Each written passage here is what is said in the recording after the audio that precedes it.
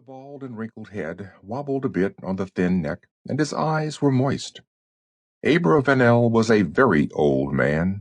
Looking at him, Neel realized for the first time just how old and close to death he was. It was a profoundly shocking thought. "Pardon me, sir," Neel broke in, "but is it possible? To lose a planet, I mean. If the readings are done correctly and the K-factor equations work to the 10th decimal place, then it's really just a matter of adjustment, making the indicated corrections. After all, societics is an exact science." Exact! Of course it's not. Have I taught you so little that you dare say that to me?" Anger animated the old man, driving the shadow of death back a step or two. Neel hesitated, feeling his hands quiver ever so slightly, groping for the right words. Societics was his faith, and his teacher. Abravanel its only prophet. This man before him, carefully preserved by the age-retarding drugs, was unique in the galaxy, a living anachronism, a refugee from the history books. Abravanel had single-handedly worked out the equations, spelled out his science of societics. Then he had trained 7 generations of students in its fundamentals. Hearing the article of his faith defamed by its creator produced a negative feedback loop in Neel so strong his hands vibrated in tune with it. It took a jarring effort to crack out of the cycle. "The laws that control societics, as postulated by you, are as exact as any others in the unified field theory universe." "No, they're not. And if any man I taught believes that nonsense, I'm retiring tomorrow and dropping dead the day after. My science, and it is really not logical to call it a science, is based on observation, experimentation, control groups, and corrected observations. And though we have made observations in the millions, we are dealing in units in the billions, and the interactions of these units are multiples of that.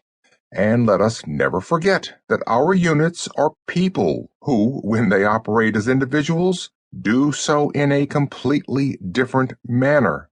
So you cannot truthfully call my theories exact. They fit the facts well enough and produce results in practice. That has been empirically proven so far.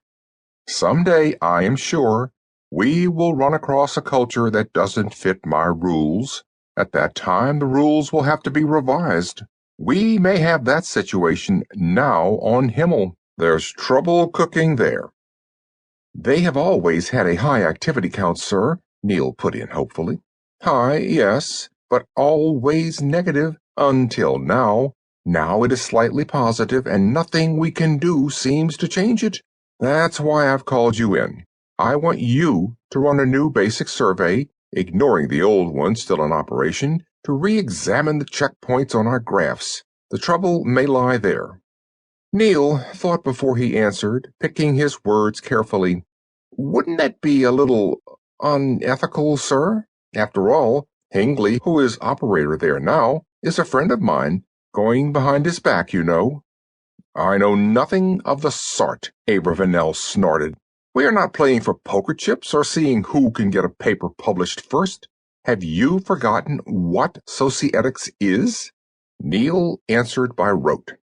"The applied study of the interaction of individuals in a culture, the interaction of the group generated by these individuals, the equations derived therefrom, and the application of these equations to control one or more factors of this same culture." "And what is the one factor that we have tried to control in order to make all the other factors possible of existence?" "War," Neel said in a very small voice. "Very good, then. There is no doubt what it is we are talking about. You are going to land quietly on Himmel, do a survey as quickly as possible, and transmit the data back here. There is no cause to think of it as sneaking behind Hingley's back, but as doing something to help him set the matter right. Is that understood?" "Yes, sir," Neel said firmly this time, straightening his back and letting his right hand rest reassuringly on the computer slung from his belt. "Excellent. Then it is now time to meet your assistant." Abravanel touched a button on his desk.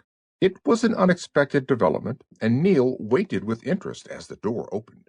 But he turned away abruptly.